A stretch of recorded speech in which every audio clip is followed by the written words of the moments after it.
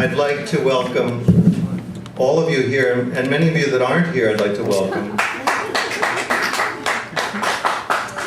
In the name of the Father, the Son, and the Tuli Ghost. I'm going to give my speech abruptly, right at the beginning of this event, by popular demand. And I'd like to welcome all of you. You've done a good deed, those of you that have paid. Those of you that haven't paid have done a good deed also. You have to pay to leave. Yeah, it's extra to leave. But I'm prepared now to read my speech, which is entitled, Tuli I Have Known.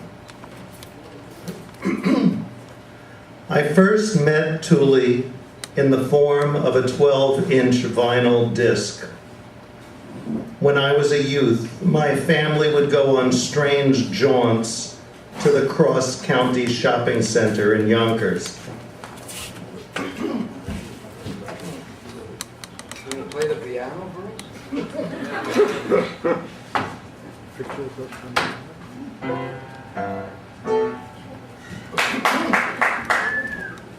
That's meant to convey the cross-county shopping center.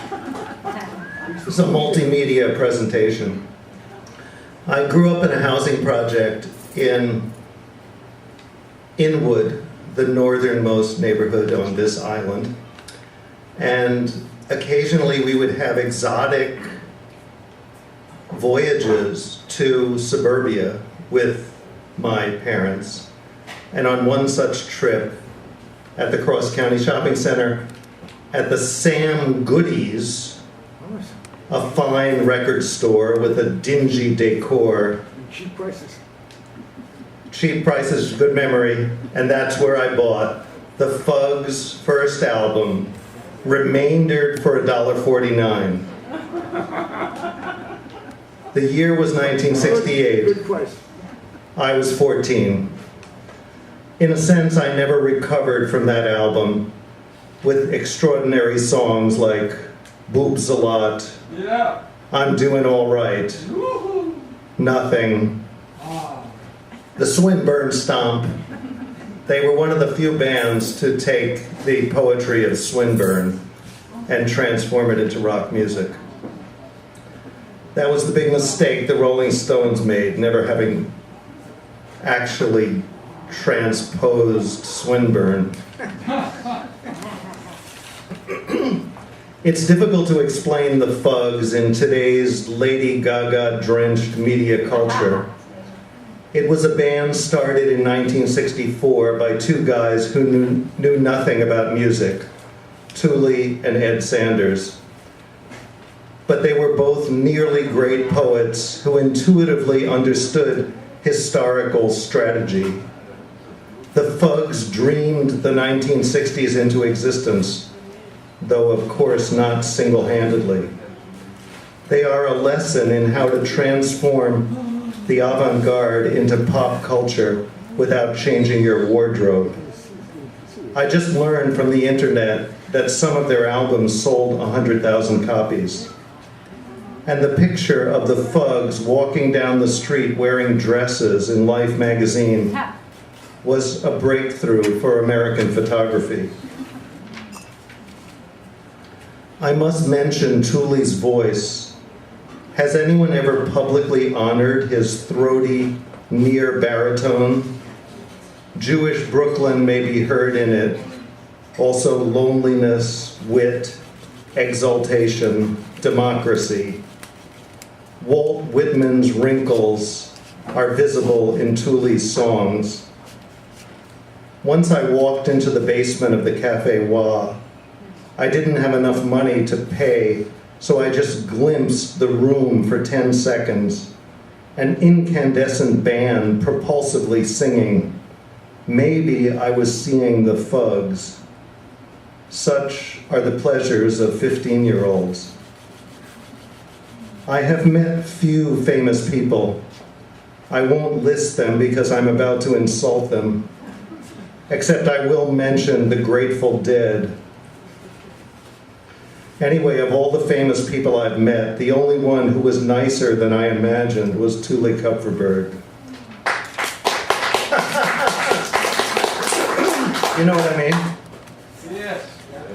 Fame is a caricature, and Tuli was 1,200 times more beneficent than his caricature. He wore an air of bedraggled forgiveness. He was that rarest of beings, a humanitarian who actually liked people. I remember one joke Tuli told me, which takes place during a pogrom. Pogrom, I'm translating for you, Goyim, is a brutal attack on a Jewish community in Tsarist Russia. A tall, blonde, powerfully built Cossack is raping a helpless, elderly Jewish woman. Suddenly a young man steps up and shouts, "Unhand that woman!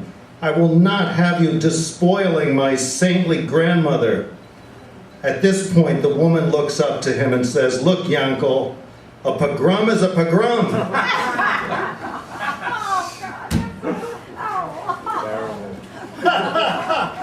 That's funny! Where's Tuli when we need him?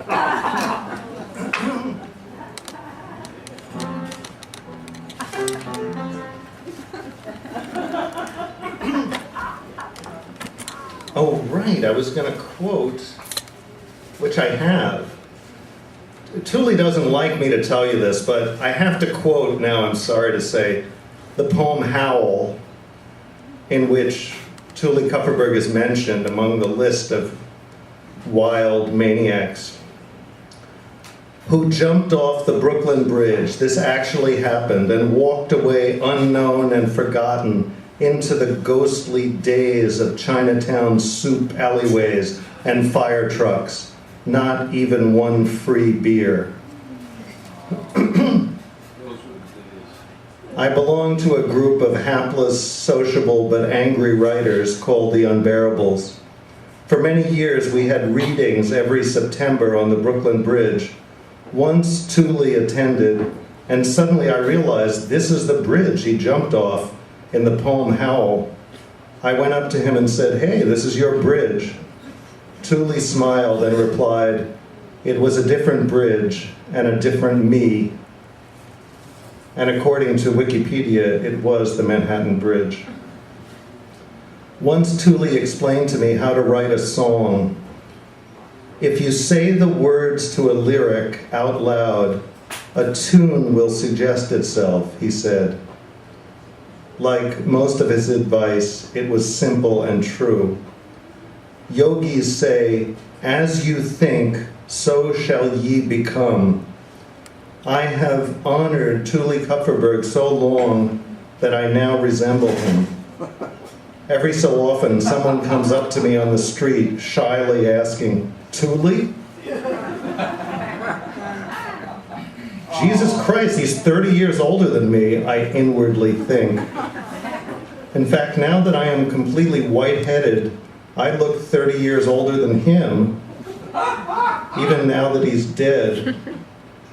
I'm not going to speculate on Tuli's hair coloring regime. Recently, I attended a reading by 2 Italian translators at the McNally Jackson bookshop.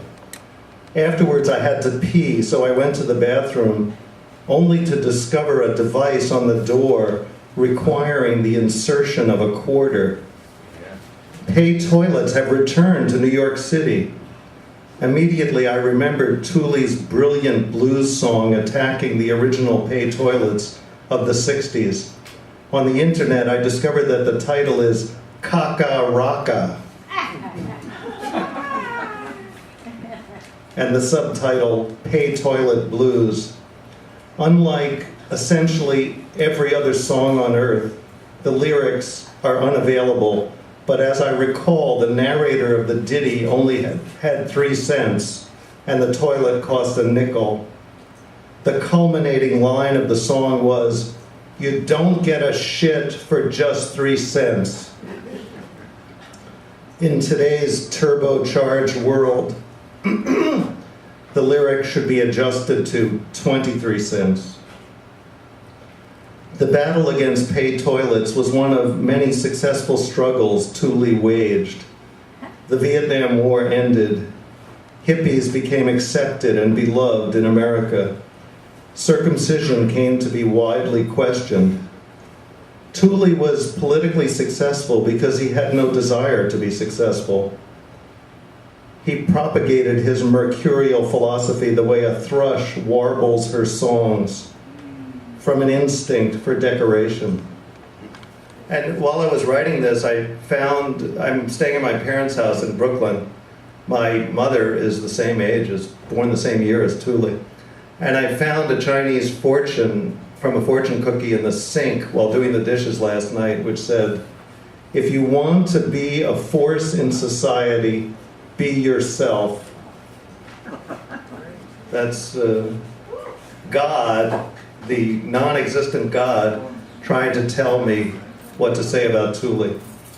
Tuli was born the same year as my mother in 1923, and in the eyes of Lord Shiva, he was my mother. I vividly remember the last time I saw Tuli. I ran into him on Spring Street in front of Steve Jalachinsky and Yuko's house.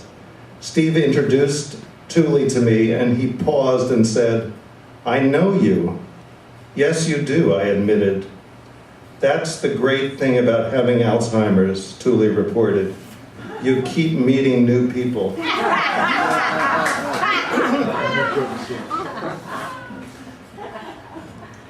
For some reason, Tuli, later in the conversation, prophesied about humanity's future. "The good news is that capitalism will crumble," he said. "The bad news is that it will take another 7,000 years." Tuli was one of those deeply spiritual people who hate religion and was a militant atheist, like my mother, actually. Tuli once told me, "You know, Judaism is a barbaric religion because on the Sabbath, your animals are allowed to rest, but not your slaves." I have failed in this oration to properly honor Tuli Kupferberg.